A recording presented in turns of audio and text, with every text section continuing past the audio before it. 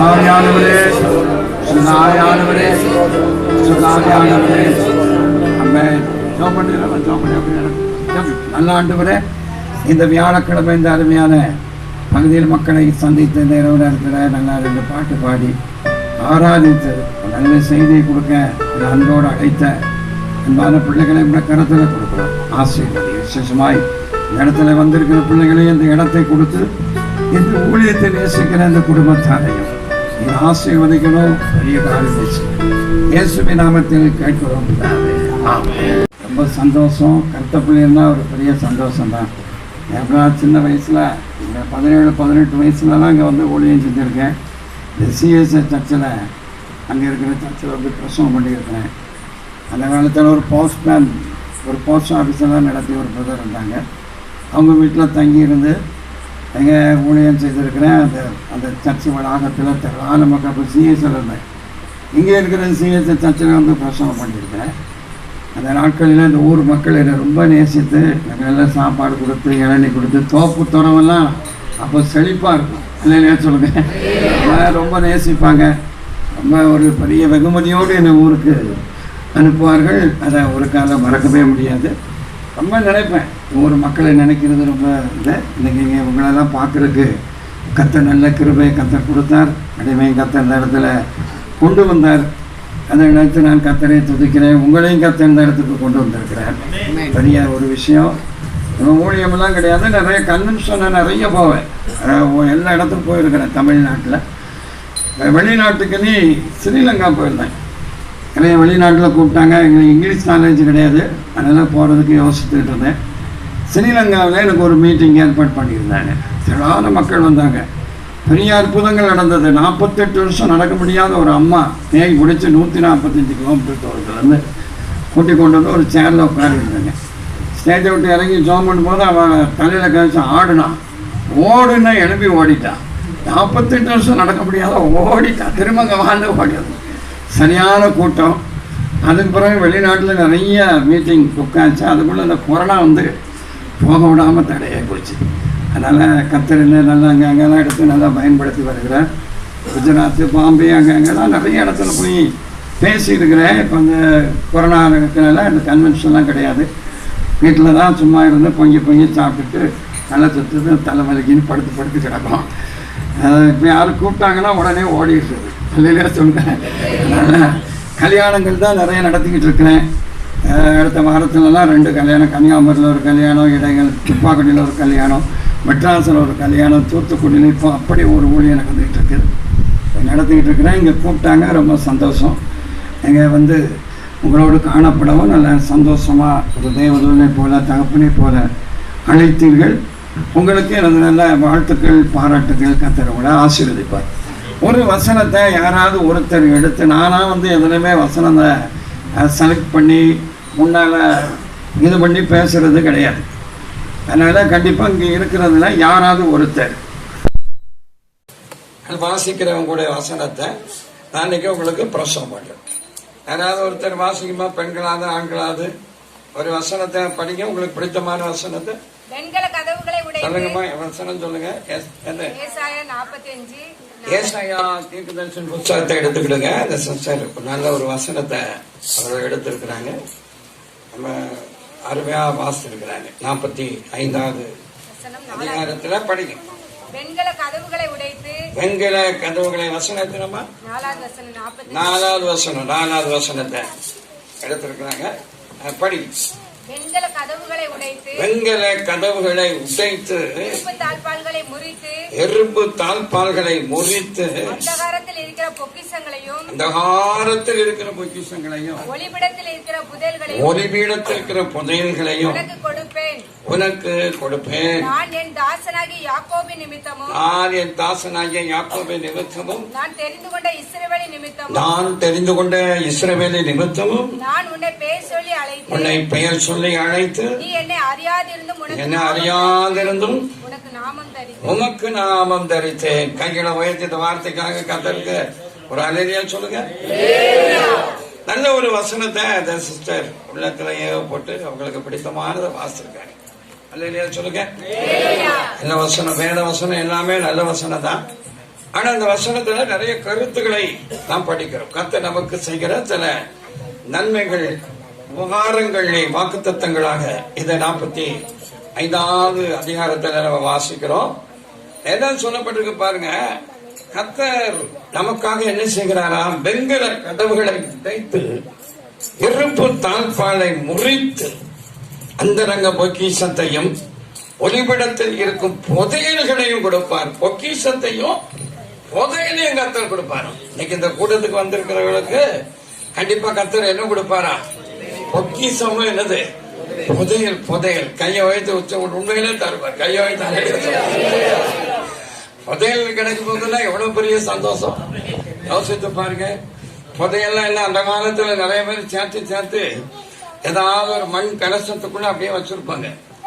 அது இந்த பூமிக்கு அடியில என்ன செய்யும்? அப்படியே இருக்கும். அது யாரும் பார்த்திருக்கவே மாட்டாங்க. அந்த புதையலை கடவுள் நமக்கு தந்துருவாங்க. அல்லையா சொல்லுங்க. திரும்பி புதையல் கிடைச்சிட்டு பொக்கிஷம் கிடைச்சிட்டுன்னா நம்ம திடீர் பணக்காரனா மாறி எல்லாரும் கருத்துக்கு பொண்ணு கேட்பாங்க, அது என்னையா திடீர்னு இந்த ஆள் குடிக்க கூட கிடைச்சிடலாம் பிறந்தான், இப்போ 2 தோப்பை வாங்கிட்டான், பெரிய இடத்த வாங்கிட்டான், என்ன ஆச்சு, எப்படி வந்துச்சு அப்படின்னு கேட்கக்கூடிய அளவுக்கு ஒரு கேள்விக்குறியாக கர்த்தர் புதையலையும் ஆண்டவர் என்ன தருவாரா? பொக்கிஷத்தையும் கர்த்தர் தருவாரா? அல்லேலூயா. வேதம் சொல்லுது, நீதிமானுடைய வீட்டில் அநேக பொக்கிஷம் உண்டு. ஆமென். கையாலே சொல்றேன். நீதிமான் வீட்டுல என்ன இருக்குமா? நிறைய பொக்கிஷம், அநேக பொக்கிஷங்கள் இருக்குமா. நம்ம வீடுன்னு இருந்தா கண்டிப்பா அதுல எல்லாம் இருக்கணும். இருக்கணுமா இல்லையா?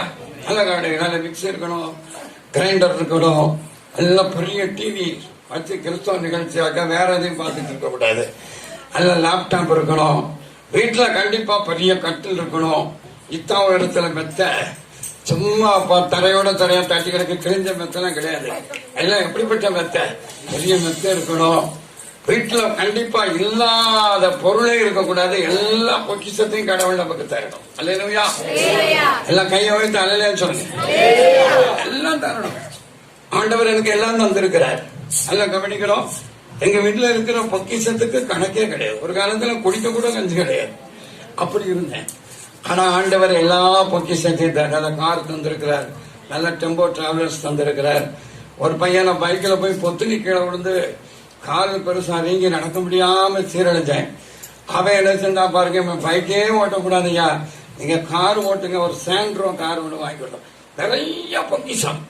ஊழியத்துக்கு வந்த பிறகு கர்த்தர் நிறைய பொக்கிஷத்தை கர்த்தர் தந்தார். அதனால இங்க வந்திருக்கிற உங்களுக்கும் ஆண்டவர் கண்டிப்பா என்ன தரணும்? நிறைய பொக்கிஷத்தை தரணும். அல்லையா சொல்லுங்கம்மா. நிறைய பொக்கிஷம் வேணுமா வேண்டாமா? நிறைய வாங்கட்டுமா. காருக்கெல்லாம் வாங்கி தருவி பறந்து போங்க. நான் ஒரு காலத்துல ஒண்ணு கேட்கிறேன். திடீர்னு ஒரு கார் வாங்கினேன். வாங்கிட்டு ஒரு பையனை டிரைவரா போட்டேன். அந்த பையன் கொஞ்ச நாள் ஓட்டிட்டு திரும்ப எனக்கு கார் ஓட்ட முடியாத வீட்டுக்கு போறேன்னு போயிட்டான். வேற ஒருத்தனை போட்டேன். அவனும் இருக்க மாட்டேன்னு போயிட்டான். ஒரு டிரைவரும் உருப்படியா இல்லை. என்ன செய்ய யோசித்தேன். வயசான காலத்துல இந்த சிவந்திபுரத்துல போய் ஒரு கார்த்திக்னு ஒருத்தர் இருக்கிறவர்கிட்ட போய் டிரைவிங் படிச்சேன். படிச்ச ஒண்ணுமே மண்டையில ஏறல. அந்த பையன் சொன்னாரு, நீங்க நம்ம ஊர்ல ஒரு பெரிய பாஸ்டர், சின்ன பையனா 2 அறையை கொடுத்து சொல்லி கொடுப்பேன், நீங்க பெரிய ஆளு, உங்களுக்கு மண்டையிலே ஏறாது அப்படின்ட்டான். அப்புறம் என்ன செய்ய, ஒரு வாரம் போயிட்டு திரும்ப போகல. எல்லாம் கவனிக்கணும். அதுக்கு பிறகு எங்க வீட்டுல இருக்கிற வண்டிய நானே எடுத்து சும்மா அப்படியே போகணும்னு சொல்லி இந்த துப்பாக்குடிக்கு அந்த பக்கத்துல ஒரு பையன் கேட்டேன், எங்கேயா கிரவுண்ட் இருக்கான்னு கேட்டேன். அவன் என்ன பார்த்து பாஸ்ட்னு கேள்வி பண்ணி, கேளியா இப்படி போங்க, அங்க ஒரு கிரவுண்ட் இருக்கு, அங்க போய் வண்டியை ஓட்டலாம். நான் பையன் ஓட்டினேன். பார்த்தா அது கிரவுண்டு கிடையாது. இந்த பக்கம் பெரிய குளம், அந்த பக்கம் பெரிய வயலு, எருமாடு வேற ஒரு பெரிய கூட்டமா இருக்கு. ஏசப்பா, இந்த வயசுல நமக்கு இது தேவையா அப்படி நினைச்சு பயந்து போய் எப்படியோ வண்டிய அந்த நெருக்கத்தில் ஓட்ட பாட ஆரம்பிச்ச பாருங்க. அன்னைக்கு தாங்க வந்தது டிரைவிங். கையோ தலையில சொல்லுங்க. அப்படி அந்த கலியத்தாம்பட்டி வழியா எங்க வீட்டுல கொண்டு காரை அருமையா ஓட்டி, அதுல இருந்து நானே ரொம்ப நாள் கார் ஓட்டி கேரளா, மெட்ராஸ் ராத்திரி 10:30 மணிக்கு எல்லாம் கவனிக்கணும். வண்டி எடுத்து விடிய காலம் வீட்டுக்கு கொண்டு வந்திருக்கேன். இந்த வயசான காலத்துல எனக்கு எத்தனையோ சுகர் இருந்து கண்ணெல்லாம் பாதிக்கப்பட்டிருந்தது. கண்ணாடி ஓட்டாமலே போடாமலே கார் ஓட்டினேன். கத்தர் அப்படி ஒரு பலனை தந்தார். கையை தலையிலே இப்பதான் பயங்கர கார் ஓட்டிட்டு போதும், நம்ம அதுல இருந்து ரிட்டையர்ட் ஆகிரும் சொல்லி இப்ப ரிட்டையர்ட் ஆகி வேண்டாம்னு சொல்லி இப்ப ஓட்ட வச்சிருக்கேன். நல்லா கவனிக்கணும். ஆண்டவர் என்னோட எத்தனையோ தேவைகள், எத்தனையோ பொக்கிஷத்தை ஆண்டவர் எனக்கு நிறைய தந்திருக்கிறார். நான் சாட்சியை சொல்ல முடியும். அல்லையா சொல்லுங்க. ஒரு மனிதனை பார்த்து கத்தர் சொன்னார். இந்த மனிதன் யார் அப்படின்னு வேதத்தில் நீங்கள் பார்த்தீர்கள் என்றால் கோரேஸ் என்று சொல்லப்பட்ட ஒரு மனிதன். அவன் கை வைத்தாலே சொல்லுங்க. இவன் ஆண்டோடைய ஆலயத்தை கட்டுவதற்காக இவன் முயற்சித்தான். தேவனுடைய ஆலயத்தை கட்டணும் அப்படிங்கிற ஒரு வாஞ்சை இவனுக்கு இருந்தது. கத்தர் நினைச்சார் பாருங்க, இவன் வலது கையை பிடிச்சி இந்த வாக்கு தத்தத்தை கத்தர் கொடுத்தார். இந்த முதல் வசனத்தை படிங்க. முதல் வசனத்தை படிங்கம்மா. கர்த்தராகிய நான் அபிஷேகம் பண்ணின கோரேசுக்கு முன்பாக ஜாதிகளை கீழ்ப்படுத்தி ராஜாக்களின் இடைக்கட்டுகளை எல்லாம் என்ன செய்யணுமா அவிழ்த்து அவனுக்கு முன்பாக பூட்டப்படாதிருக்க கதவுகளை திறந்து வைக்கும்படிக்கும் அவனை பார்த்து அவன் வலது கையை பிடித்துக் கொண்டு அவனுக்கு சொன்ன ஒரு வாக்கு தத்தம் தாங்க. இது கையை வைத்தாலே சொல்லுங்க. யாரே கோரேசனுடைய வலது கையை பிடித்துக் கொண்டு பூட்டாதபடிக்கு திறந்து வைத்திருக்கிறார் கர்த்தர். இப்ப உள்ள கொரோனா வைரஸ் வந்து சர்ச்சை பூரா என்ன செஞ்சுட்டு பூட்டி போட்டு திறந்தாச்சுன்னா செய்து வச்சிருவான். எல்லாருக்கும் பயம். ஆராதனை உலக முழுக்க நடத்துறது. நான் எதுக்குமே பயப்படல. எங்க சபையில ஒவ்வொரு வாரமும் ஞாயிற்றுக்கிழமை ஆராதனை நடந்துகிட்டே தான் இருக்கு. அல்லையா சொல்லுங்க. ஒரு வைரஸ் கிருமி நம்ம சர்ச்சுக்குள்ள வராது. நம்ம கையை தலையில சொல்லுங்க. ஆண்டவர மாதிரி வியாதியை நிக்கிறதுல ஸ்பெஷலிஸ்ட் யாருமே கிடையாது. குள்ளர்களுக்கு கண்ணை திறந்திருக்கிறாரு, செவிடருக்கு காதை கேட்க செய்திருக்கிறாரு, ஊமையை பேச செய்திருக்கிறாரு, செத்த டெட் பாடியை ஏசு என்ன செஞ்சிருக்காரு, உயிரோடு அனுப்பியிருக்கிறாரு. 12 வருஷம் பெருமாடு உள்ள சரி வஸ்திரத்தை தான் போய் தான் தொட்டான். அவனுக்குள்ள இருந்த அந்த உதிரப்போக்கு நின்று போய்விட்டது. 38 வருஷம் வியாதியா இருந்தவன் படுக்கையை தூக்கிட்டு நடந்திருக்கான். இயேசு இருக்கிற இடத்துல கண்டிப்பா வியாதி என்ன செய்யாது, வராது. கையை வைத்து அண்ணனே சொல்றேன். கூட்டங்களுக்கு வந்தா வியாதி வராதுங்க, பயப்படாதீங்க. ஆனா அந்த பாழா போன கவர்மெண்ட்டுக்கு அது தெரியாது. கதவை போட்டு எல்லாத்தையும் பூட்டுன்னு சொல்லி போட்டுட்டான். ஆனா கோரேசு முன்பதாக ஒன்றும் பூட்டாத படிக்க அது என்ன செய்யப்பட்டிருக்கலாம், திறக்கப்பட்டிருக்கிறது. கையை வைத்தாலே சொல்லுங்க. திறந்த வாசனை கர்த்தர் கோரேசுக்கு வைத்திருக்கிறார். ஆகவே இன்றைக்கு இந்த கூட்டத்துக்கு வந்திருக்கிற உங்களுக்கு நிச்சயமா கர்த்தர் என்ன வைத்திருக்கிறார், வழியை திறந்து வச்சிருக்கிறார். கையை வைத்தாலே சொல்லுங்க. ஒரு பாட்டு படித்தாங்க இந்த பிரதர், எனக்கு ரொம்ப அந்த பாட்டு ரொம்ப இஷ்டம். ஆண்டவர் என்ன செய்திருக்காரு, சமுத்திர சமுத்திரத்துல அவர் வழி திறந்திருக்கிறார். அல்லையா சொல்லுங்க. அவருடைய வல்லமைகள் குறைந்து போகவே இல்லை. அற்புதங்கள் இன்றைக்கு நடக்குது பைபிள் சொல்லுது. அன்பானவர்களே, அதனால கண்டிப்பா கர்த்தர் நமக்கு வழி திறக்கிறவராய் காணப்படுகிறார். அதனால இவனுக்கு ஒன்றுமே பூட்டப்படவில்லை. எல்லாம் கர்த்தர் என்ன செய்திருக்கிறார், திறந்து வைத்திருக்கிறார். இவனுடைய வலது கையை பிடித்துக் கொண்டு கர்த்தர் இந்த வாக்கு தத்தத்தை கர்த்தர் அவளுக்கு கொடுத்தார். அல்லையா சொல்லுங்க. வலது கையை பிடிச்சு இன்னைக்கு வலது கையை பிடிச்சு இன்னைக்கு நம்மளும் நிறைய வாக்கு தத்தம்லாம் குடிக்க. அந்த கல்யாணம் நடக்கும் போது பாத்தீங்கன்னா இந்த மாப்பிள்ளை பொண்ணு சர்ச்சில் முன்னாடி உட்கார வச்சு நல்லா 2-3 பாட்டு எல்லாம் பாடி அப்படியே உங்களை எதிர்சுவாங்க. அந்த பொண்ணை அந்த மாப்பிள்ளைக்கு கொடுக்கும் போது அந்த பாஸ்டர் கேட்பாரு, இந்த பெண்ணை இந்த புருஷனுக்கு விவாக மனைவியா கொடுப்பது யார் அப்படின்னு அப்பா ஓடி வருவார். பொண்ணை பார்த்தா அப்பா இதான் நல்ல சமயம் பிடிச்சி கையை கொடுத்து கையை ஓச்சிரும் விரட்டிடும் அப்படின்னு சொல்லி எங்கிட்ட ஓட்டமா ஓடி வந்து உடனே இந்த பிள்ளையுடைய வலது கையை பிடிச்சி இந்த மாப்பிள்ளையுடைய வலது கையில அப்படியே கொடுத்துட்டு போயிடுவார். அல்லையா சொல்லுங்கம்மா. அல்லங்க கல்லை கையை வைத்து அல்லையா சொல்லுங்க. சில இடத்துல அது கூட இல்லை. நான் மெட்ராஸ்ல செங்கேன் மாவட்டத்தில் ஒரு கல்யாணத்துக்கு போயிருக்கேன். இந்த பெண்ணுக்கு இந்த மாப்பிள்ளை இந்த மாப்பிள்ளைக்கு இந்த பெண்ணை விவாக மனைவியா கொடுக்கறது யார் அப்படின்னு கேட்டா மாப்பிள்ளையோட அப்பாவை காணும். அப்பா அப்பா அப்பான்னு தேடுதாங்க, அப்பாவை கடைசியில் என்ன அப்பா எங்க போனான்னு கேட்டா அவர் தண்ணி அடிச்சுட்டு அங்க ஒரு சாக்கடைக்குள்ள பன்றி மேல படுத்து கிடக்கிறாரு. நானும் 2-3 பாட்டு படிச்சு அவரை குளிப்பாட்டி கொண்டுட்டு வாங்க ஐயா. ஒரு 3 பாட்டு படிச்சுட்டு எப்படியாவது அவரை கொண்டு வந்து கையை பிடிச்சு கொடுக்கலான்னு பார்த்தா குளிப்பாட்டி எடுத்து கொண்டு வராங்க. அங்கிருந்து வந்து அவரு தண்ணி எடுத்துட்டு, ஏய் பாஸ்டர், நீயும் ஒரு தாப்ப மாதிரிதான், நீனே கையை பிடிச்சு கொடுத்து கல்யாணத்துக்கு பிடிச்சு நல்ல கவனிக்கணும். பிறவை பார்த்து இந்த அளவு வச்சு ஒன்றும் செய்ய முடியாது. சரி, நமக்கு ஒரு மகாதாரி கையை பிடிச்சு கொடு, வலது கையை பிடிச்சு நல்ல கவனிக்கிறது. வலது கையை பிடித்துக் கொண்டு என்ன செய்றாங்க பாருங்க, சில உடன்படிக்கைகள் பண்ணுகிறாங்க தேவ சமூகத்துல.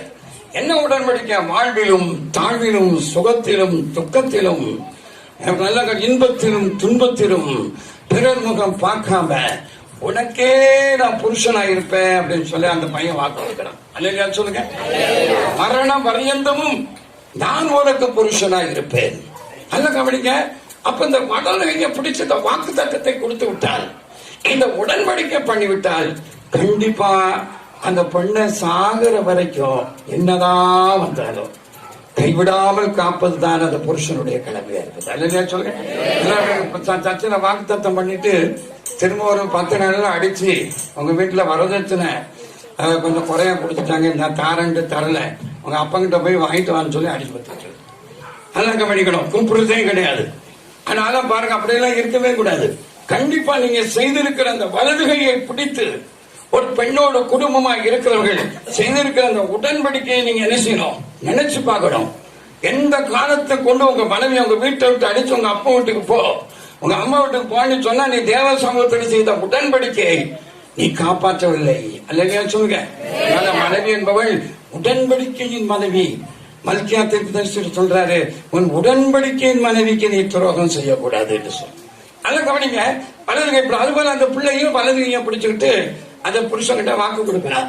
வாழ்விலும் தாழ்விலும் சுகத்திலும் துக்கத்திலும் இன்பத்திலும் துன்பத்திலும் ஆதரிக்கவும் காப்பத்தவும் கனப்படுத்தவும் அழகெல்லாம் உங்களுக்கு மனைவியா இருக்க வாக்கு கொடுக்கறேன்னு சொல்லிட்டு மறுநாளே தண்டை. நல்லா கவனிக்கணும். ஒரு நாள் 2 நாள் 2வது நாளுக்குள்ள பேக்க நான் தூக்கிட்டு எங்க அம்மா வீட்டுக்கு போறேன்னு போயிடுறான். இந்த வாக்குகளில் கண்டிப்பா நாம் உண்மையா இருக்கிறோமா யோசித்து பாருங்க. ஒரு கணவர் மனைவியும் தன்னுடைய வலதுகையை பிடித்து கொடுக்கிற அந்த வாக்கு தத்தத்தில் எத்தனை குடும்பம் உண்மையா இருக்கிறோம் யோசித்து பாருங்க. ஒரு பையன் என்கிட்ட வந்து கேட்டான், ஐயா எனக்கு ஒரு சக்கச்சவேன்னு ஒரு பொண்ணை எனக்கு கல்யாணம் முடிச்சிருக்கேன். அவனா பார்த்தா கருப்பா இருப்பான். கருப்புனா அப்படி ஒரு கருப்புனா இதுவரைக்கும் பார்த்தேன். நான் உடனே அவனை பார்த்து கேட்டேன், எங்கடா உனக்கு சக்கச்சவேன்னு பொண்ணு கிடைக்கும்? இப்படி வந்து கேட்க, எனக்கு ஒரு ரட்சிக்கப்பட்ட பிள்ளை வேணும், ஒரு பரிசுத்தாவி பெற்ற பிள்ளை வேணும், நற்குண சாட்சியான பிள்ளை வேணும்னு கேட்பானா. இப்படி கேட்கிய ரொம்ப கோபமா அவனை பேசி விரட்டி விட்டேன். அதுக்கு பிறகு ஒரு 2-3 மாசம் கழிச்சு எங்க வீட்டுல ஒரு கல்யாணம் கொண்டுட்டு அவசரமா வந்தான். ஐயா எனக்கு கல்யாணம் அப்படின்ட்டு என்னை பார்த்து சிரிச்சுக்கிட்டே சொன்னா, எனக்கு சிவத்த பொண்ணு கிடைக்காதுன்னு சொன்னீங்க. கர்த்தர் எனக்கு ஒரு அருமையான ஒரு பெண்ணை எனக்கு தந்திருக்கார். ஒன்னு எப்படி அவளுக்கு பிடிச்சிருக்குன்னு சினிமாக்காரன் பாடியிருக்கான், கருப்பு தான் எனக்கு பிடிச்ச கலர். அந்த பாட்டின் அடிப்படையில் அவளுக்கு எனக்கு கிடைச்சிருக்கு அப்படின்ட்டு. கண்டிப்பா நீங்க அந்த காட்சியை பார்க்க வேண்டும். ஏன்னா உங்க வீட்டுல வச்சு சத்தம் போட்டு திட்டி விரட்டுன்னு நீங்க கண்டிப்பா என்னுடைய கல்யாணத்துக்கு வந்தே தீர வேண்டும். சரி, இந்த பையன் கேட்கிறானே, நம்ம போவோம் அந்த கல்யாண வீட்டுக்கு. ஒரு பரிசும் வாங்கிட்டு அந்த கல்யாண வீட்டுல கலந்து கொள்வதற்காக அந்த கல்யாண மண்டபத்துல போய் பாக்குறேன். பின்னால உட்காந்துருக்கேன். அழகான பொண்ணு. எனக்கே ஆச்சரியமா போச்சு. பையனை திட்டமே அப்படின்னு ஒரு வருத்தம் தான். பின்னால உட்காந்து பார்த்துக்கிட்டே இருக்கிறேன். கூட்டமா போய் எல்லாம் பரிசுகள்லாம் கொடுக்காங்க, பணங்கள்லாம் கொடுக்குறாங்க. இந்த கூட்டம் ஓஞ்ச பிறகு நம்ம போவோம் அப்படின்னு சொல்லி கூட்டம் எல்லாம் ஓஞ்சி போனேன்.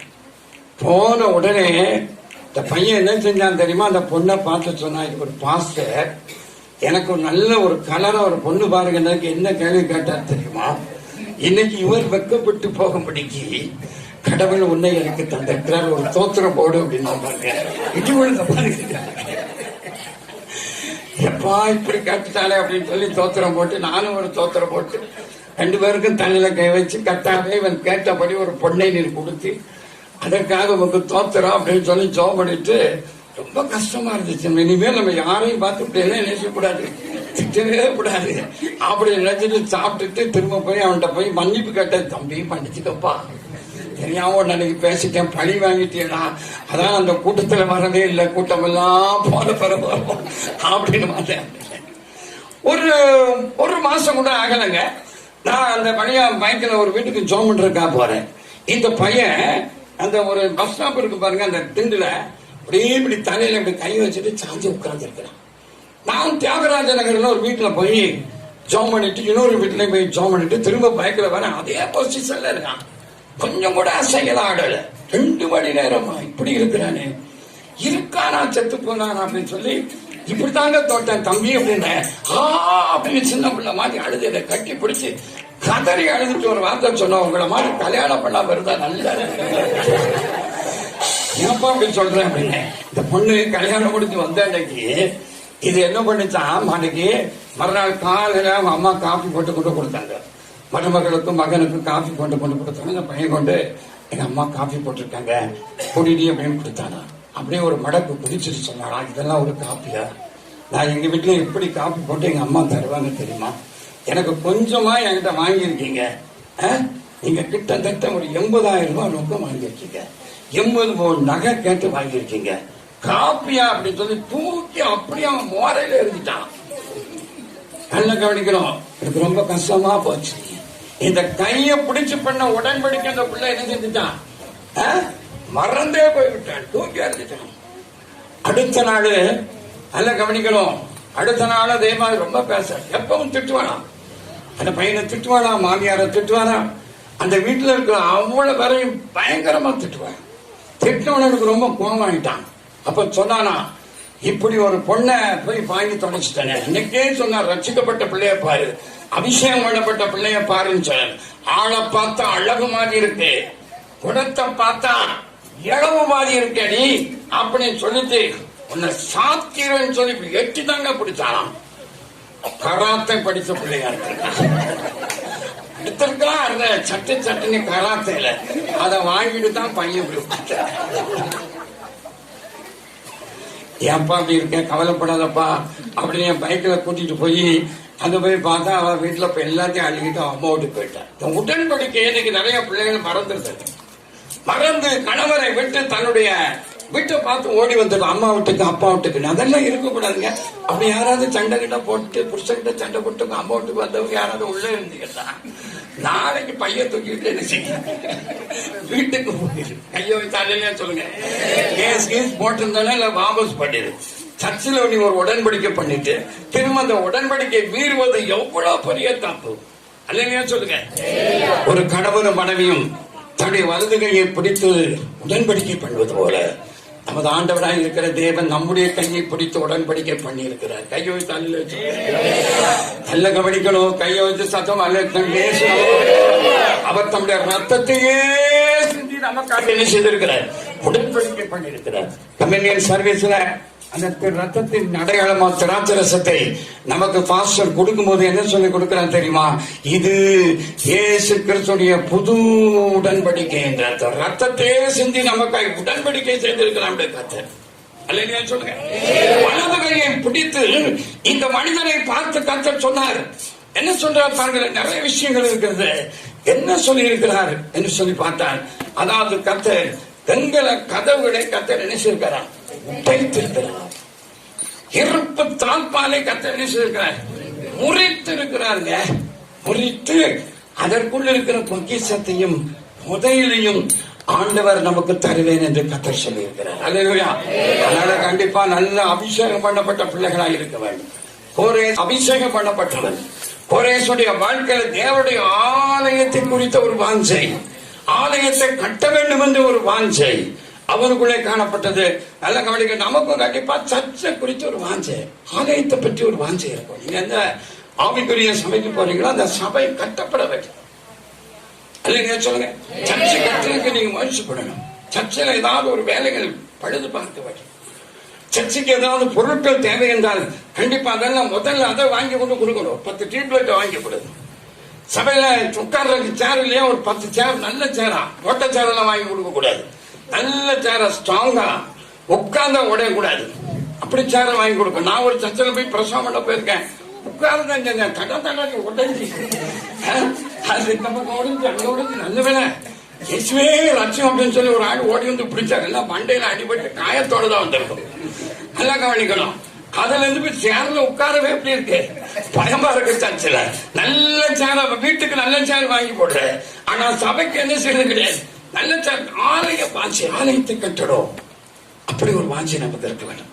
வேதத்துல பாருங்க, தாவீதுக்கு ஆலயத்தை கட்ட வேண்டும் என்று ஒரு வாஞ்சி இருக்கும்.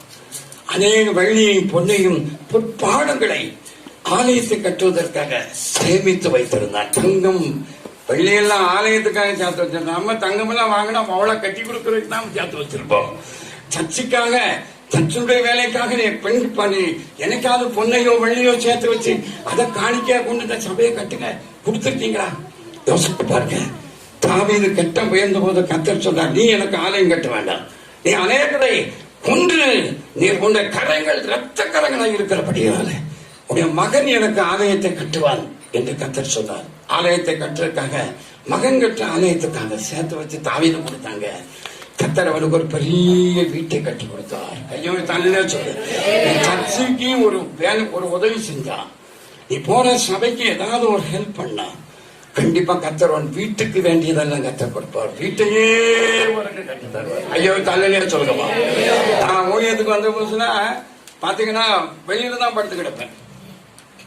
வெளியில ஒரு கட்டில போட்டு இடைக்காலெல்லாம் கர்த்தர் அந்த இடத்தை காமிச்சாரு. பாத்தீங்கன்னா வீடெல்லாம் கிடையாது. ஒரு கட்டில போட்டு ஒரு பாயை விரிச்சு மேல ஒரு துணி விரிச்சு படுத்து. ஒரு நாள் ஒரு பாம்பு மேல ஏறி கழுத்து வரையே அப்படி போகுது, ஒரே அசையலை. சத்து மூச்சு கூட பையன் கொண்டுடுவோம் அப்படின்னு சொல்லி நல்லா கவனிக்க. அப்படியே இருந்தா கொஞ்ச நேரம் கழிச்சு பாம்பு கீழே இறங்கி அப்படியே ஒரு பெரிய பாம்பு. ஆண்டவர் என்ன ரொம்ப ஆச்சரியமா காத்தாரு. ஒரு முறை நான் படுத்திருக்கும், ஒரு கருணாக பாம்பு வந்துட்டு வந்து படம் எடுத்து என்னை கொத்துறதுக்கு ரெடியா இருக்கும்போது, நான் ஒரு அருமையான ஒரு நாய் வழக்கு பேரு விஜய், 15 வருஷம் இருந்துச்சு. நல்லா கவனிக்கணும். அது என்ன ரொம்ப நேசிக்கும், அருமையான நாய், யாரும் என்ன தொட முடியாது. நல்லா கவனிக்கணும். கன்வென்ஷன் போயிட்டா அமைதியா நான் அவங்க கொடுக்கறத சாப்பிடும்.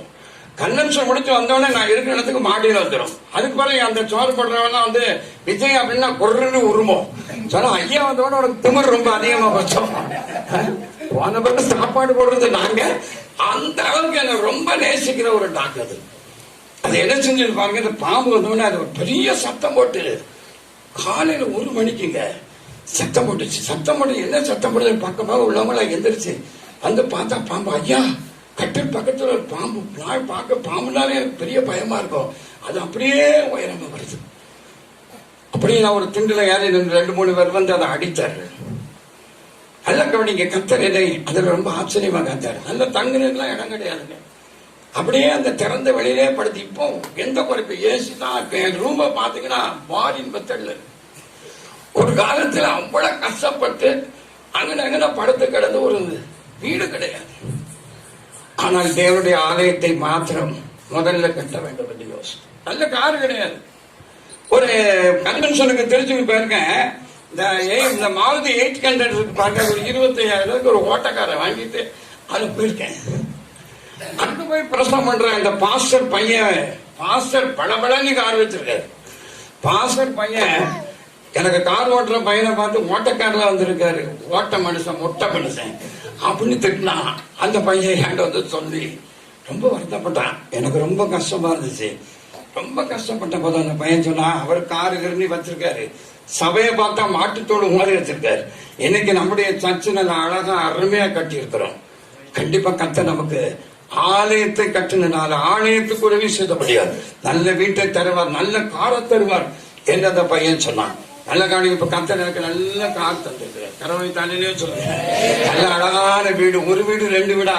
நான் ஒரு வீட்டை எங்க அப்பா அவருடைய சம்பாத்தியத்தை எனக்கு வேண்டாவே வேண்டாம், இடமும் வேண்டாம், அவர் சம்பாத்தியம் வேண்டாம், அந்த சொத்துல பங்கு வேண்டாம் என்று அதை ஆண்டவருக்காக சுவிசேஷத்துக்காக விட்டேன். வேதத்தில் சொல்லப்பட்டிருக்கிறது, என் நிமித்தமும் சுவிசேஷத்தை நிமித்தமும் அம்மாவையாவது சகோதரையாவது சகோதரனையாவது நிலங்களையாவது மனைவியாவது விட்டவன் 100 அம்மா, 100 சகோதரி, 100 தம்பி அண்ணன், 100 வீடுகள். நான் கல்யாணம் முடிக்கல. என்னுடைய 17-18 வயசுல நான் ஜோம் பண்ணேன். ஆண்டவரே கல்யாணம் பண்ண. ஆண்டவர் சொன்ன, பூமியில நீ எந்த பொண்ணையும் விவாகம் பண்ண வேண்டாம், உனக்கு குமாரனும் குமாரத்துக்கு வேண்டாம், அதனால மாம்சத்தை அந்த உறவு வேண்டாம்னு சொன்னால மனைவி வேண்டாம் அப்படின்னு சொன்ன. அன்னைக்கு எடுத்த தீர்மானம் தான். இதுவரைக்கும் எந்த பெண்ணையும் மனைவி ஸ்தானத்துல நினைச்சு பார்த்ததே கிடையாது. திட்டமா உறுதியா சொல்ல முடியும். கையை தலையிலே சொல்லு, கல்யாணமே வேண்டாம், நீ ஆண்டவருக்கு அவங்களுக்கு. இப்ப எங்க வீட்டுல நான் தான் சமைப்பேன். காலையில சோறு பொங்க, குழம்பு வைக்க, எல்லாம் தூக்க, தொண்டைக்க, கக்கூசு கழுவ, எல்லா வேலையும் அழகா பாப்போம். எத்தனை பேர் வந்தாலும் சோறு பொங்கி போட்டு கூட்டங்கள் ஜபங்கள் எல்லாம் நடத்தி விடும். அதனால கல்யாணம் வேண்டான்னு விட்டாச்சுன்னா சாகுறவர். இயேசு கிறிஸ்து 33 வருஷம் இந்த உலகத்துல வாழ்ந்தார். எந்த பெண்ணையும் கல்யாணம் பண்ணவில்லை. அன்னகராய் இந்த பூமியில ஊழியது. அன்னகர் என்ற ஒரு ஊழியம் இருக்கிறது. மனுஷனால் அன்னகர் ஆக்கப்பட்டவர்கள் உண்டு, பரலோக ராஜ்யத்தை நிமித்தம் அன்னகரானவர்களும் உண்டு, தங்களைத்தானே அன்னகர் ஆக்கி கொண்டவர்கள் உண்டு.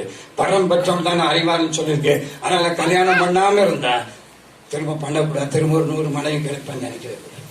வீடு 100 கிடைக்கலாம், சகோதரி 100 கிடைக்கலாம், சகோதரர் 100 கிடைக்கலாம். அதனால வீடு எல்லாம் வேண்டான்னு விட்டனால ஆண்டவர் எனக்கு நிறைய இடத்தை தந்திருக்கிறார். அல்லதே சொல்லுங்க. ஒரு விக்ரமசிங்கத்துல இருக்கு, இடைக்கால இருக்கு, கருவந்தால இருக்கு, கள்ளக்குறிச்சியில இருக்கு. இப்போ ஒரு 50 சென்ட் இடத்தை கத்திற்காக காணிக்கா கொடுத்து ஃபவுண்டேஷன் போட்டு வச்சாச்சு.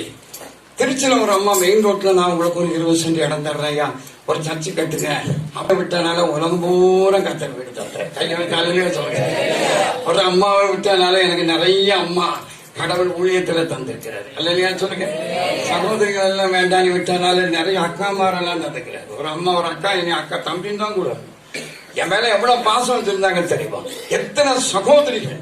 அதனால இதெல்லாம் விட்டா கண்டிப்பா விட்டதான். தலையிலையா சொல்லுங்க. அதனால கண்டிப்பாக மனைவியோடு இருக்கிறவர்கள் குடும்பமா இருக்கிற இந்த உடன்படிக்கை மீறவே கூடாது. நம்முடைய ஆண்டவராய் இருக்கிற தேவன் நல்லவர் ஐயா.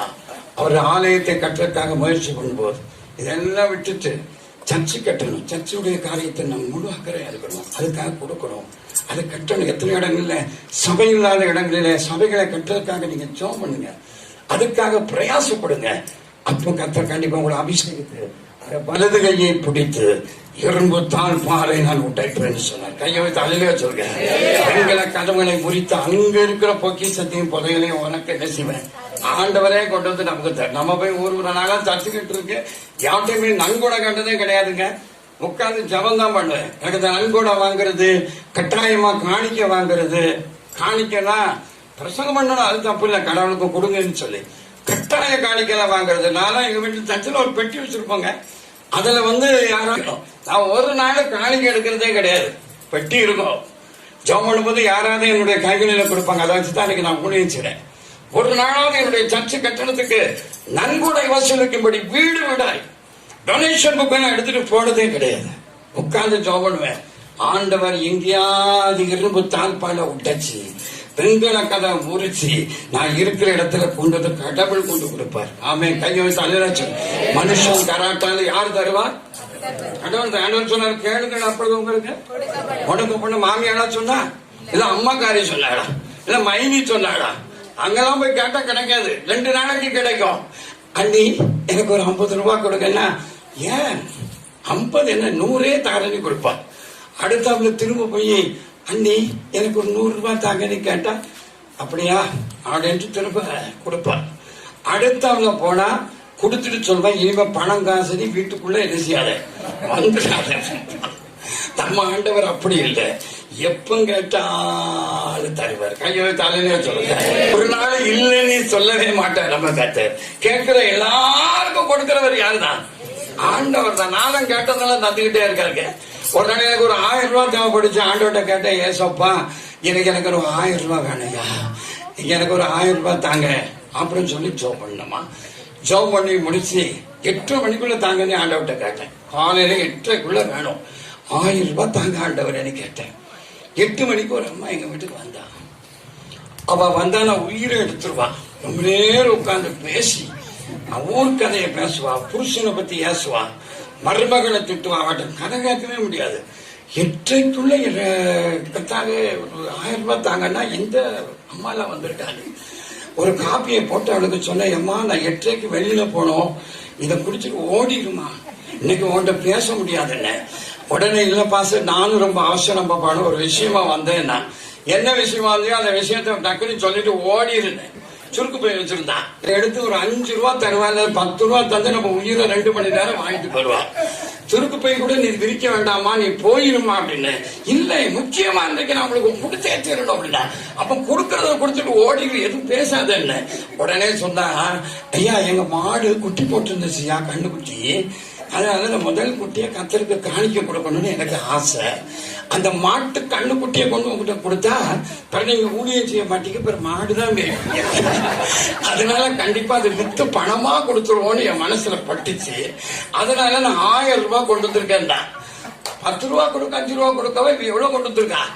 கண்ணு குட்டி வித்து 1000 ரூபாய் கொண்டு வந்திருக்கா. உட்காரமா இன்னொரு தமிழர் காப்பி போட்டாங்க.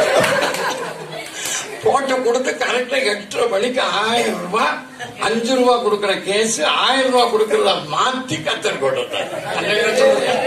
ஆண்டவர் பாருங்க, தேவை 2வது நாள், அடுத்த நாள் ஒரு 1000 ரூபாய் தேவைங்க. அடுத்த நாள் 1000 ரூபாய் தேவை. நான் உடனே ஆண்டவர்கிட்ட நேற்று நீ கொடுத்த பாதி இன்னைக்கும் கண்டிப்பா நீங்க எங்க வீட்டுக்கு அவங்க நான் தேடி போறது இல்லை, நீங்க தான் கண்டிப்பா கத்தாவே நீங்க தாங்க அப்படின்னு சொல்லி ஜோம் பண்ணேன். ஜோம் பண்ண உடனே எனக்கு வேலை பார்த்தேன். எங்க வீடு கட்டி கொடுத்த ஒரு ரத்னாகரன் ஒருத்தர் இறந்து போனாரு. அவர் சாக கணக்கு மாதிரி ஜோம் பண்ணேன். சோமான பிறகு அவர் தான் வந்து எனக்கு ஒரு வீடு கிஃப்டா கட்டி கொடுத்தாரு. எல்லாம் கவனிக்கணும். அவர் வந்தாரு. வந்து ஐயா உங்களை பார்க்க வந்திருக்கிறேன் அப்படின்னாரு. வாங்க ஐயா உட்காருங்க சொன்னார். நான் ஒரு 500 ரூபாய் உங்களுக்கு காணிக்க கொடுக்குறான்னு சொல்லி வந்திருக்கிறேன். நம்ம 1000 கேட்டோம், இவர் என்ன 500 கேட்டு அப்படின்னு யோசிச்ச. அடுத்து சொன்னாரு, நான் வரும்போது என் தங்கச்சி அண்ணன் எங்க போறீங்கன்னு கேட்டா, ஐயாவை பார்க்க போறேன். உடனே நான் ஒரு 500 ரூபாய் தரேன், நீங்க அதை கொண்டு கொடுங்க. அந்த 500 இந்த 500 1000 இருக்குனாரு. உடனே அவரை டக்குனி உட்காருங்கன்னு சொல்லி ஒரு பாக்கையை போட்டு கொடுத்து கவனிக்கணும். ஆண்டவர் பாருங்க எப்படி அதிசயத்தை செய்யணும். அடுத்த 3வது நாள் ஒரு 1000. இப்படி நம்ம ஒரு வீட்டுல போய் 1000 கேட்ட தர விளக்கு மாதிரி பிஞ்சு போய் ஓட்டி 3வது நாள் ஒரு 1000 ரூபாய் காணிக்கா அப்படின்னு சொல்லிட்டேன். மில்லுல இருந்து ஒரு போன் வந்துச்சு. அதோ அப்படின்னு யார் அப்படின்னா பேச உடனே சொன்னாங்க, டிஎஸ்பி ஆஸ்டின் அவர்கள் வந்து இங்க இருக்கிறாங்க, உங்களை பார்க்கணும்னு நினைக்கிறாங்க, சீக்கிரமா இங்க போகணுமா, காலையில் 8 மணிக்கெல்லாம் வந்துருவாங்க. சரி வர சொல்லுங்கன்னா இந்த ஐயா வந்து என்ன பாக்குறக்கா ஃபேமிலியா வந்தாரு. வந்து அவருக்கு இந்த கோழி நாயெல்லாம் பிடிக்கும், அதெல்லாம் அப்படி பார்த்தாரு. ஒரு ஜோம் பண்ணாரு. கரெக்டா 1000 ரூபாய் அவருக்கு காணிக்க கொடுத்துட்டு போனார். சொல்லுங்க, ஆண்டவர் என்னுடைய தேவைகளை நான் கேட்கறத கரெக்டா எத்தனை மணிக்கு எனக்கு வேணும்னு கேட்கணும். இன்னைய தேதி வரைக்கும் ஆண்டவர் என்ற தேவைகளை தான் கேளுங்க நீ கொடுக்கிறவர் அவர் தான். மனுஷங்கிட்ட போய் எனக்கு அதை கொடு இதை கொடு காணிக்க கொடு இடத்தை வித்து கொடு கட்டாய காணிக்கலாம் வாங்கக்கூடாது. பைபிள் சொல்லுது, அவன் விசனமாய் வல்ல கட்டாயமாய் வல்ல உற்சாகமாய் கொடுக்கறதுல கர்த்தர் எப்படி இருப்பார்? கையோ எனக்கு என்ன வேணுமோ. ஒரு நாள் பணத்துக்காக ஒரு கூட்டத்துல போய் பிரசவம் பண்ணது கிடையாது. பணத்துக்காக எந்த வீட்டுல ஏறி இறங்குறது கிடையாது. நான் லப்சோனியா இருக்கிறேன். அன்பானவர்களே, கண்டிப்பா கர்த்தர் கேட்கிறதெல்லாம் தருவார். இரும்பு தாழ்பால உடைத்து வெண்கல கதவுகளை முறித்து அந்தரங்க பொக்கிஷத்தை நான் உனக்கு அவர் தருவார். அவன் நல்லதே சொல்லுங்க, நிறைய தருவார். ஆமைக்கு புலிக்கு சரிந்து விழிபடி மடியில போடுவார். எத்தனை பேருக்கு அந்த நம்பிக்கை இருக்கு? ஒரு அழகிய சொல்லுங்க. உண்மைங்க. எப்படி இருக்கிற ஒரு குறை வந்து எங்க வீட்டை வந்து பாருங்க, ஒரு குறையும் கிடையாது. எங்க குடும்பமே அண்ணாந்து பாக்குது. அல்லது என்ன வேண்டாம் வெறுத்தவர்கள் எல்லாம் இப்ப என்ன தேடி ஓடி வருகிறார்கள்.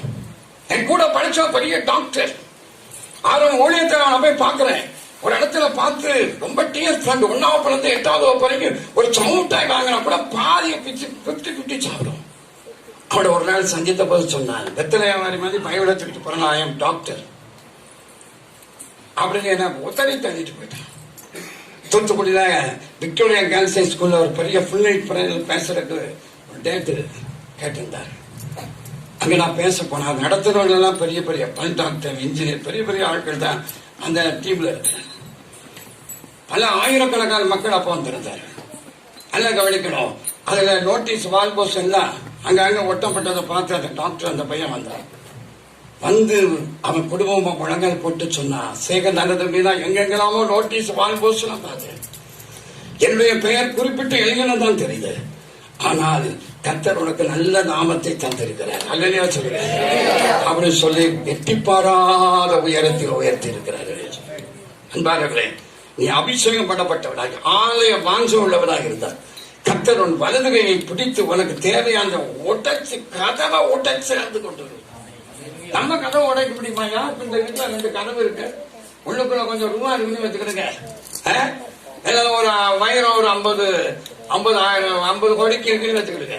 நான் தான் பிரசங்கம் எல்லாம் முடிச்சுட்டு எல்லாரும் போன பிறகு அப்படி போய் கதவை டம்னு புட்டாச்சு, இரும்பு தாழ்பால உடைச்சு இந்த கதவை பிடிச்சி இதுல இருக்கிற துட்டெல்லாம் சர்ச்சு கட்டுறதுக்குன்னு எடுத்துட்டு போனா இந்த வீட்டுக்காரர் சும்மா ஆடுவாரு. பாசம் தானே கடையை உடைச்சிட்டு போயிட்டாரு, விட்ட மாட்டாரு. போதகரா இருந்துட்டு திமுரு களவாணி உடனே போலீஸ்ல கம்ப்ளைண்ட் பண்ணிடுவாரு. போலீஸ் உடனே பிடிச்சி மறுநாள் பேப்பர்ல வரும், அல்லேலூயா ஜெபவிட்டு போதகர் ஒரு வீட்டை உடைத்து கண்ணமிட்டார், பிடிபட்டார். செய்தி நியூஸ் சன் நியூஸ்ல போனா இதான் வரும். நான் மூஞ்சில ஒரு துணியை போட்டுக்கிட்டு சன்ல எல்லாரும் பார்ப்போம், உலகம் பூரா பார்க்கும். கருத்த பிள்ளைல ஒரு வீட்டை உடைச்சி ஒரு பாஸ்டர் பிரசவம் பண்ணிட்டு பானப்பரியமா எங்க உடைச்சுதான் இப்ப நம்ம மேல போட்டாங்க அப்படின்னு மூஞ்ச மூடிக்கிட்டு தான் ஆகணும். அதை இந்த கடவுள் உடைச்சி எடுத்து கொண்டு வந்துட்டாருன்னா கடவுளை ஒருத்தனை அரெஸ்ட் பண்ணவும் முடியாது, கடவுளை ஒருத்தனை சன் டிவியில என்ன செய்ய முடியாது, வாசிக்க முடியாது. அவர் சர்வ வல்லமை உடையவர். நல்ல பாட்டு படிச்சார் தம்பி, சர்வ வல்லவர் சொந்தமான கையோ தள்ளிலே சொல்லுங்க. சர்வ வல்லமை அவரை ஒண்ணும் செய்ய முடியாது. அவர் உடைச்சார்னா, அவர் தடுத்தார்னா, அவர் மேல கேசலாம் ஃபைல் பண்ணவே முடியாது. அப்படி உடைச்சி எடுத்துக்கொண்டு நமக்கு தருவார். அல்லையா சொல்லுங்க, அவ்வளவு பெரிய நல்ல ஆண்டவர் பாருங்க. மறைஞ்சு கிடக்கிறது ஒளிஞ்சு கிடக்கிறதா யாருக்கு தான்? உங்களுக்கு தான். கையை தானே சொல்லுங்க, வாசித்தாங்க அந்த அம்மாவுக்கு தான். நிச்சயங்க கண்டிப்பா கத்த நிறைய தருவார். நம்ம ஆண்டவரை மாதிரி கொடுக்கறதுல யாருக்கும் மிஞ்சாது. ஒட்டச்சல் வரைக்கும் அது கத்த கொடுக்கும். என்னுடைய தேவையெல்லாம் அப்படித்தாங்க தந்திருக்காரு. ஒரு நாள் எனக்கு 7,000 ரூபாய் தேவைப்படுது. உடனே வீட்டுல கதவை, ஒரு சின்ன வீட்டுல கூட இடம் தான், கதவை சாத்திட்டு உட்காந்து தோத்துறான் 7,000 ரூபாய் வேணும் இல்லையா, அதனால உட்காந்து தோத்துறான். யார்கிட்ட போய் கேட்கற கிடையாது, ஜபந்தான் தோத்துறான். ஒரு பையன் வந்து, ஐயா எனக்கு ஒரு ஜோம் பண்ணிட்டு அது பிறகு பூட்டிக்கிட்டு தோத்துறேன் எம்மா கடை. எனக்கு ஒரு முக்கியமான விஷயம், 1 மணி நேரம் தோத்திரம் பண்ணிட்டு தான் நான் உன சந்திப்பேன். பிறகு தோத்திரம் தான் உடனே தட்டும், பாசையா தைசத்தை நான் வேலைக்கு போனோம், புதுசா நான் வேலையில ஜாயின் பண்ணிருக்கேன், போ தோத்துறான் திரும்ப வந்தான். ஐயா எதுக்கிட்டே உயிரை போட்டு வாங்குறேன்னு, ஐயா முதல் மாசம் சம்பளம் 7,000 ரூபாய் கொண்டுட்டு வந்தீங்க, இதை கொடுத்துட்டு போலான்னு நீங்க கதவை பிடிக்கிட்டு என்ன செய்வியா, தோத்துறோம் இருக்கியா, அப்புறம் வேலை போயிருப்பியா, முதல் மாதம் சம்பளத்தை கடவுளுக்கு கொடுப்போட்டான்னு இது என்னையா அப்படின்னா, உடனே உள்ள வாடே அதுக்கு தாங்க தோத்துற போட்டுட்டு கூப்பிட்டு அவனுக்கு ஒரு தமிழர் காப்பியை கொடுத்து அந்த ஆண்டவரின் தேவையை நான் ஜெபிக்கிறதுக்கு முன்ன முடியும். அந்த பையனை என்ன செஞ்சுட்டாரு, ஆண்டவர் சொல் புறவதற்கு முன்னமே அவன் தேவைகளை நான் என்ன செய்திருக்கிறேன், அறிந்திருக்கிறேன். இரும்பு தாழ்பால உடைக்கிறவர் ஐயா, நமக்கு ஒரு குறைவில்லாம நடத்துகிறவர்.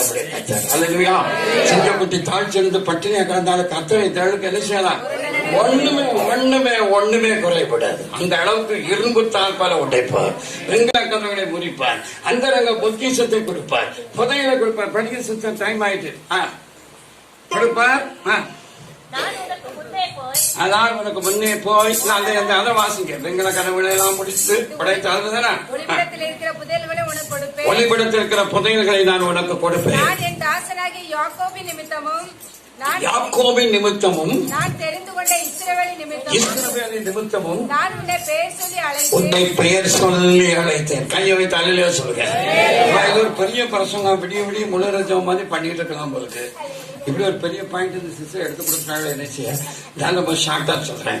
யாக்கோபின் நிமித்தமும் இஸ்ரவேல் நிமித்தமும் கர்த்தர் நம்முடைய பெயரை சொல்லி அழைத்தார். அல்லேலூயா சொல்லுங்க. ஆண்டவர் பெயர் சொல்லி கூப்பிட இன்னைக்கு ஊழியக்காரங்களாம் பெயர் சொல்லி சொல்லுங்க. ஆண்டவர் பெயர் சொல்லி அழைச்சா என்ன நடக்கும்? நிறைய விஷயம் இருக்குங்க.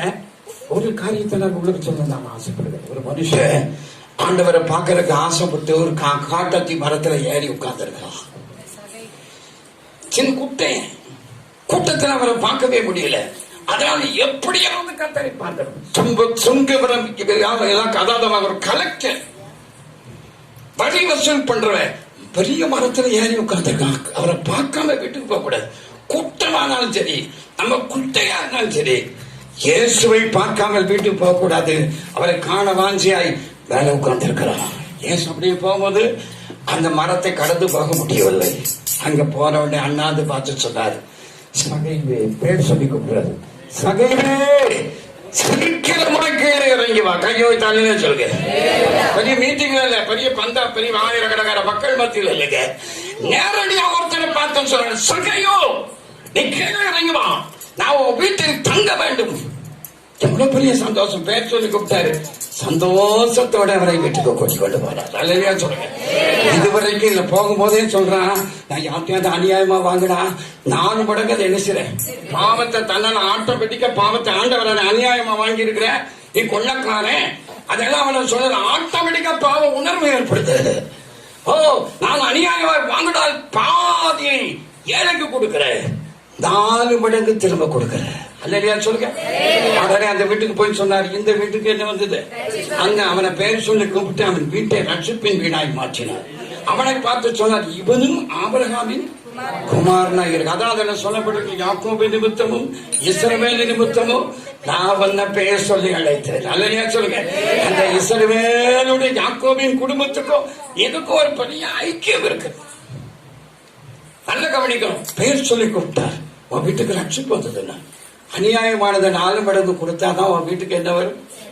எனக்கு சில அம்மாமாரெல்லாம் அநியாயமா சில பொருட்கள் எல்லாம் வாங்கி வச்சிருக்கோம். ஒரு வீட்டுல தீபாவளி பலகாரம் கொண்டு ஒரு அம்மா கொண்டு கொடுத்தாங்க. பக்கத்து வீட்டு பார்வதி பட்ட முறுக்கள் சுட்டு, அக்கா எங்க வீட்டுல தீபாவளி சாப்பாடுகளை கொடுத்தாங்க, இதை வாங்கி நல்லா தின்னுபிட்டு பாத்திரத்தை பாக்குற அழகா இருக்கு. உடனே சுத்தி சுத்தி பாக்குறா. பார்வதி நீ பேர் இருக்க, நீ பார்த்தா இல்ல, சரி பார்த்துக்கிட்டான். அந்த தெருவழியா ஒரு வாரம் கழிச்சு ஒருத்தன் போறான். பேர் வெட்டணுமா, பாத்திரங்களுக்கு பேர் வெட்டணுமா, புது பாத்திரங்களுக்கு பேர் பேர் பேர் பேர் வெட்டணுமா. எலிசபெத்து உடனே கூப்பிடுறாங்க, வா.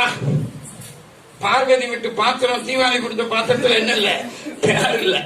உடனே கூப்பிட்டா எலிசபெத்து வெட்டி எலிசபெத்து. யாரும் எலிசபெத்து இருந்தா கோச்சுக்கிறாங்கம்மா, உங்களை நீங்க நான் வேற எலிசபெத்து சொல்ல.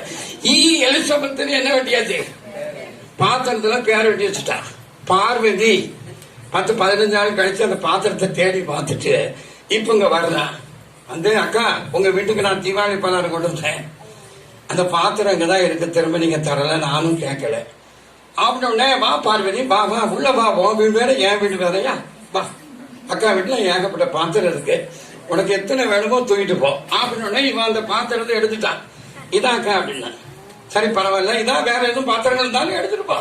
எலிசபெத்து எப்படி பேசுறா பாருங்க.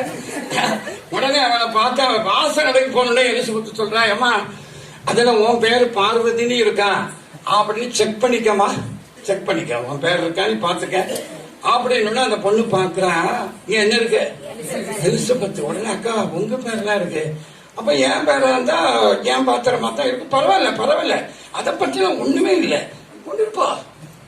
இல்லக்கா உங்க பேர் வெட்டியிருக்கு, அதனால கண்டிப்பா சும்மா நீங்களே வச்சிருக்கீங்க, வேண்டாக்கா அப்படின்னு சொல்லி வச்சுட்டு போயிடலாம். எலிசபெத்து உன் வீட்டுக்கு எப்படி வச்சு போறோம், நீ எப்படி ஆபிரகாம் குடும்பத்துல ஒரு நபரா நீ எப்படி வாழ முடியும். அதனால எலிசபெத்து நீ 4 பாத்திரத்தை வாங்கி கொண்டு பார்வதி வீட்டுக்கு கொடுத்தா உன் வீட்டுக்கு என்ன வரும், ரட்சிப்பு வரும். கையை வைத்து அங்கனே சொல்லுங்க. பெயர் சொல்லி கூப்பிட்டு ரட்சிப்பின் வீடாய் மாற்றினார். ஆபிரகாமின் குடும்பத்தில் ஒருவனாய், அவர் ஆபிரகாமின் குடும்பத்தை சேர்ந்தவர். மத்திய 1 வாசிக்கிற ஆபிரகாமின் குமாரனும் தாவீதின் குமாரனுமாகிய இயேசு கிறிஸ்துவின் வம்சவர்களாய் கிறிஸ்துவின் குடும்பத்தில் ஒருவனாய் இந்த மனிதன் மாற்றப்பட்டதுக்கு காரணம் அவனை பெயர் சொல்லி கர்த்தர் அழைத்தார். அல்லேலூயா சொல்லுங்க. ஆண்டவர் நம்மளை பெயர் சொல்லி கூப்பிட்டான், அவருடைய குடும்பத்தில் ஒருவனாய் மாற்றுவார். கை தட்டி கர்த்தருக்கு தோத்திரப்படுங்க. குடும்பத்தில் ஒரு மாற்றுவார். அவன் நானும் ஆண்டவருடைய குடும்பத்தில் ஒரு ஆளு இன்னும் நிறைய சொல்லிட்டே போல. அடுத்த பாருங்க, செத்து போனா ஒருத்தர், செத்து போய் அவனை கல்லறையில கொண்டு வச்சாச்சு. எங்க கொண்டு வச்சாச்சு? கல்லறைக்கு இயேசு போனாச்சு. எதுக்கு போனாரு? நம்ம எல்லாம் கல்லறைக்கு எதுக்கு போவோம்? அங்க போய் அவனுக்கு மெழுகுத்திரி நிலத்துல கொளுத்தி வைக்க போவோம். கிளறி உயிரோடு இருக்கும்போது ஒரு லைட்டை போட்டாலும் அப்பெல்லாம் எலக்ட்ரிக் பில் கட்டுவான்.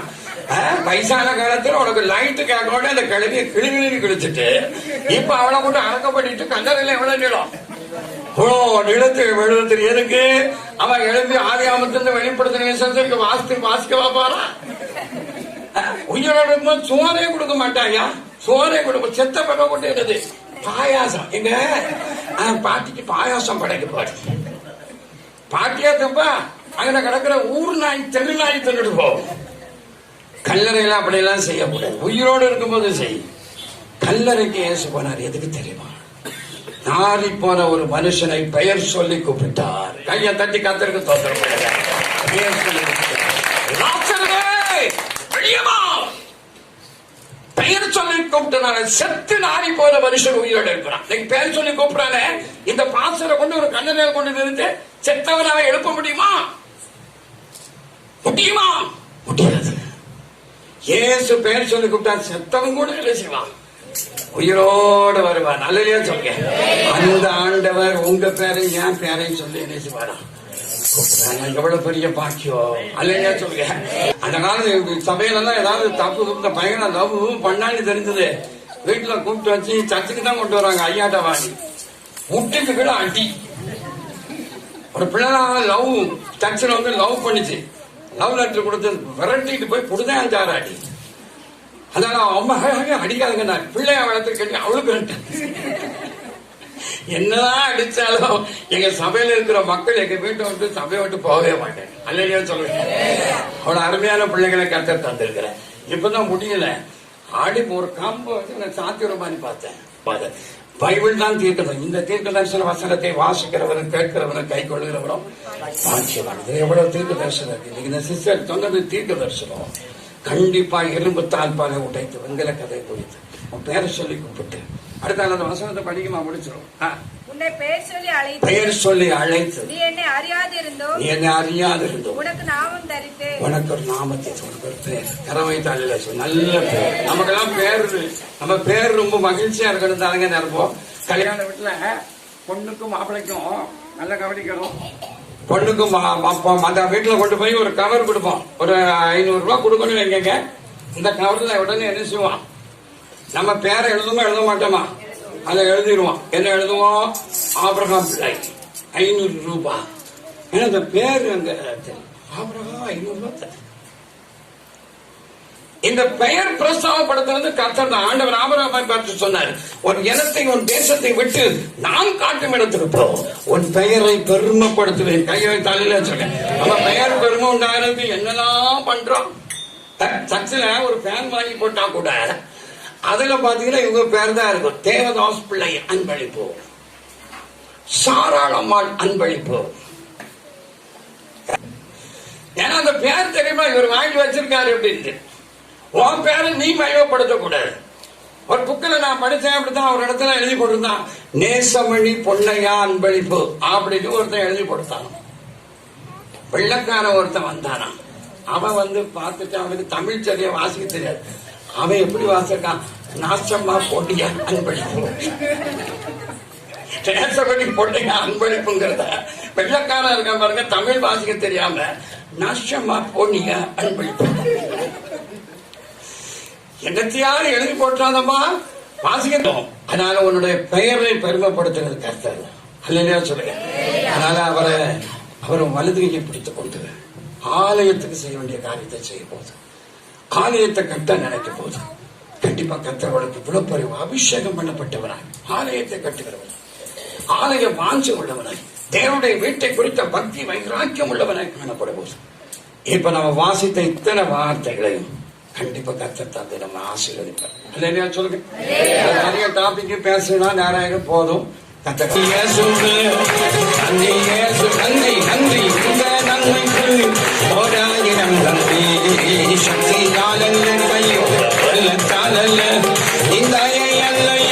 என்னை நடத்தியது சொல்லுங்க. நன்றி இயேசுவே, நன்றி நன்றி இயேசுவே, நீ செய்த நன்மைகள் 1000 நன்மை. சக்தியாலல்ல கையோட வெள்ளத்தாலல்ல இந்த அல்லையோ என்னை நடத்தியது. இந்தா கிருபையா கிருபையா தெய்வ கிருபையா தயையா தயையா நித்திய தயையா. 2 கரங்களை தட்டி உற்சாகமா நன்றி நன்றி நன்றி நன்றி. நீ செய்த நன்மைகள் ஏராளமானவரே கோழித்த குஞ்சுகளை அப்படியே சேர்த்துக் கொள்வது போல நீங்கள் சேர்த்துக் கொள்கிற தேவனாண்டவரே, கழுகு தன் குஞ்சுகளை அப்படியே தோளில் சுமக்கிறது போல இல்லை சுமக்கிற தேவனாலகா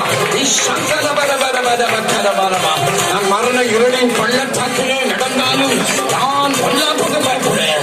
தேவரை என்னோடு இருக்கிறேன், கரத்தை பிடித்தடி நடத்துகிறேன். எல்லாம் கையை தட்டி உற்சாகமா ஜெபம்.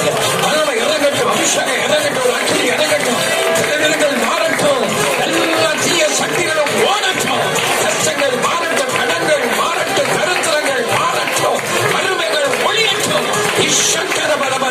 பிசாசுடைய குறியங்கள், பொல்லாத ஆவிகள், தீய சக்திகள், சூரியங்கள், மந்திரங்கள், செய்வனைகள், எல்லா மந்திர சக்திகள் இந்த தேசத்தை விட்டு ஒழிக்கப்படட்டும். வல்லமை இறங்கட்டும் ஐயா, ஒரு அக்கினி இறங்கட்டும் ஐயா, ஒரு அக்கினி இந்த இடத்துல இறங்கட்டும். ஊழியத்தில் ஒரு வல்லமை இறங்கட்டும், ஊழியத்தில் தேவனுடைய மகிமை இறங்கட்டும். அநேகர் ரட்சிக்கப்படட்டும், அநேகர் தேவனை அறியட்டும், அநேகர் பரிசுத்தவான்களை மாறட்டும், அநேகர் நீதிமான்களை மாறட்டும். எல்லாம் அப்படியே சொல்லிங்க, எல்லாம் வாயை திறந்து கையை தட்டி எல்லாம் ஆவியில நிரம்பி கர்த்தரை மகிமைப்படுங்க. சரீரத்தை விட்டுக் கொடுங்க கடவுளுக்கு.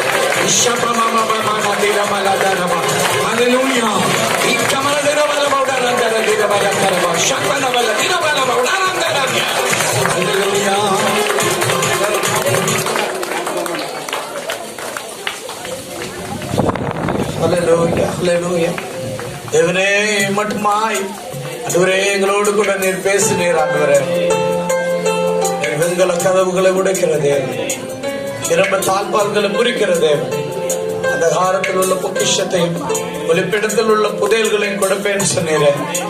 ஆண்டவரே நீர் இந்த நாளிலையும் ஆண்டவரே வந்திருக்கிற ஒவ்வொருவரையும் ஆண்டவரே விதமாய் ஆசீர்வதிக்கும்படியாய் ஜெபிக்கிறோம். ஒவ்வொருவரையும் நீர் ஆண்டவரை அபிஷேகித்த கிருபைக்காய், விடுவித்த கிருபைக்காய், ஆண்டவரை பாதுகாத்த கிருபைக்காய் நன்றி ஆண்டவரே. ஆண்டவரே அன்பின் நிமித்தம், ஒரு கிருபையின் நிமித்தம் இந்த இடத்துல ஆண்டவரை நீர் கூட்டி சேர்த்த ஒவ்வொருவருக்காக நன்றி ஆண்டவரே. பிரயாசப்பட்டவனுடைய பிரயாசத்தின் பலனை ஆண்டவரை நீர் கொடுக்கிற தேவன் ஆண்டவரே. வேலையில நாங்கள் ஆண்டவரை உம்மை நோக்கி பார்க்கிறோம்.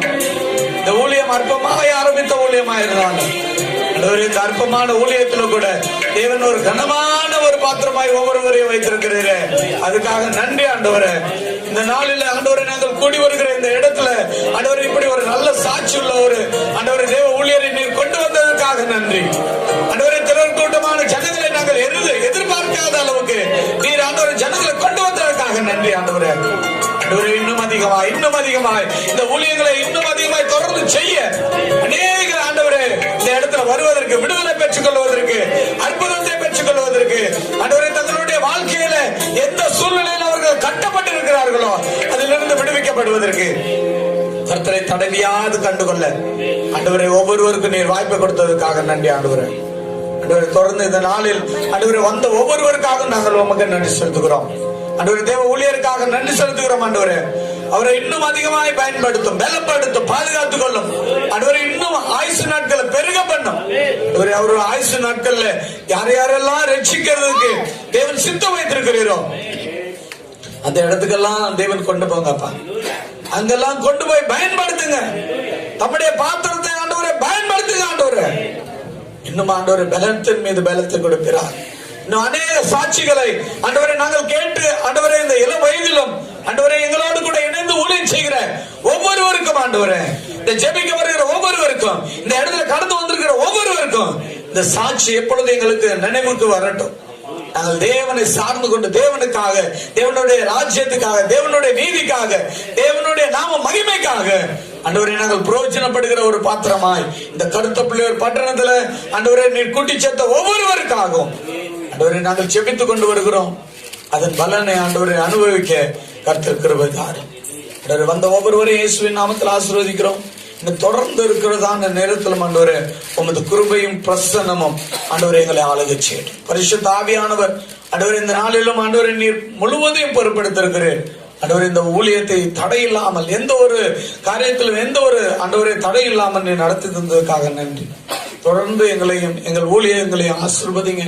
ஆண்டவரே வந்த ஒவ்வொருவரையும் சுகபலத்தோடு ஆண்டவரே கடந்து வர உதவி செய்த தேவன், பலத்தோடு ஆசீர்வாதத்தோடு தேவ நாம மகிமைக்காய் இவர்கள் கடந்து சென்று ஆசீர்வாதத்தை சுதந்திரத்துக் கொள்ள கர்த்தர் வச்சு முற்றுமுடிய ரட்சிக்க வல்லவருடைய கரங்களில் ஒப்பு கொடுக்கிறோம். அன்பு ரட்சகர் இயேசு நாமத்தில் பிதாவே.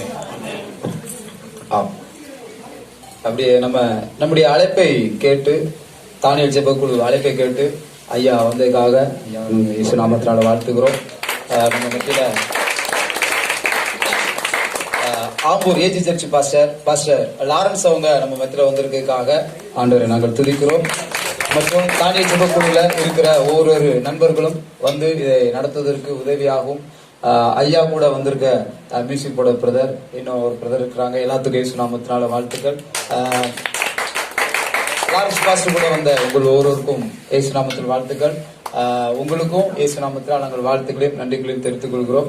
அன்பின் விருந்திற்கு கண்டிப்பா நீங்க அன்பின் விருந்துல கலந்து கொண்டுதான் போகணும்.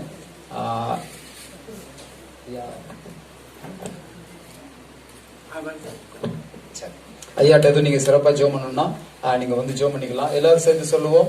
என் ஆத்துமாவே கர்த்தரை ஸ்தோத்திரி, கர்த்தர் செய்த சகல உபகாரம் மறவாதே. ஆமென்.